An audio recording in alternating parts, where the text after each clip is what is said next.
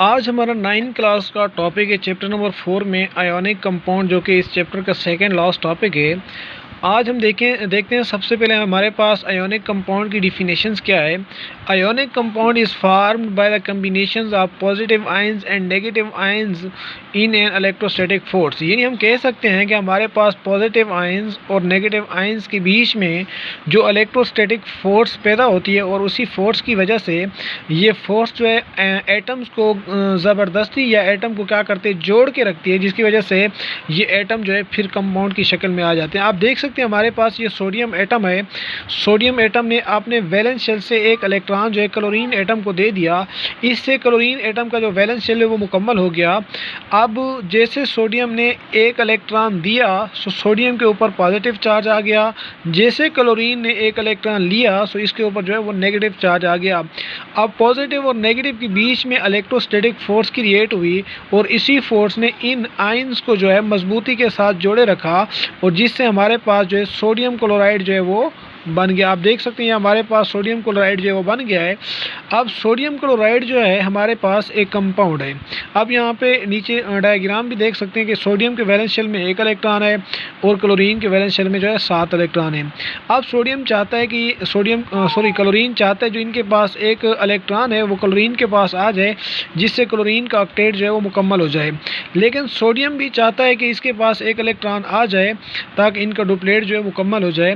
Chlorine की electronegativity ज़्यादा होने की वजह से सोडियम से ये क्या करता है, इलेक्ट्रॉन ले लेता है। सो जैसे ये इलेक्ट्रॉन लेता है सो इसके ऊपर पॉजिटिव चार्ज आ जाता है, इसके ऊपर जो है वो नेगेटिव चार्ज आ जाता है।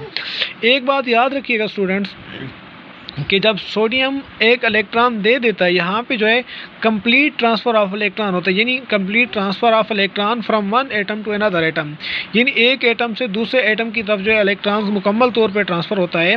लेकिन हमारे पास जो आयोनिक कंपाउंड होते हैं वो बेसिकली पॉजिटिव चार्ज और नेगेटिव आयंस के ऊपर मुश्तमिल होते हैं। इनके मिलाप से जो ये क्या करते हैं, बनते हैं। जैसे ये दोनों आपस में मिलेंगे, इनके मिलने से जो है हमारे पास आयोनिक कंपाउंड बनेगा।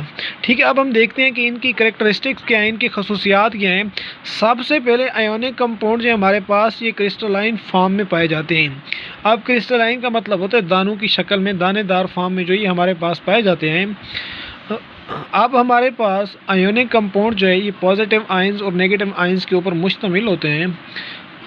उसके साथ आयोनिक कंपाउंड का जो मेल्टिंग पॉइंट होता है तकरीबन 800 सेंटीग्रेड होता है और बॉइलिंग पॉइंट जो है 1413 सेंटीग्रेड होता है। आप जानते हैं कि मेल्टिंग पॉइंट्स हम उसे कहते हैं वो नुक्ता जिस पे पानी जो है वो बर्फ़ में चेंज हो जाता है, और बॉइलिंग पॉइंट हम उसे कहते हैं जहाँ पे पानी जो है उबलना स्टार्ट कर देता है। अब पानी का मेल्टिंग पॉइंट जो है वो 0 सेंटीग्रेड है और पानी का जो बॉइलिंग पॉइंट है वो 100 सेंटीग्रेड है।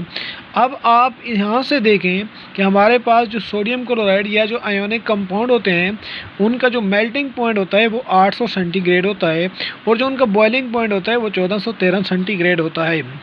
ठीक है नाज़रीन, उम्मीद करता हूँ आपको आज के ये लेक्चर कंसेप्चुअल जो है समझ आ गया होगा। अपना बहुत सारा ख्याल रखिएगा।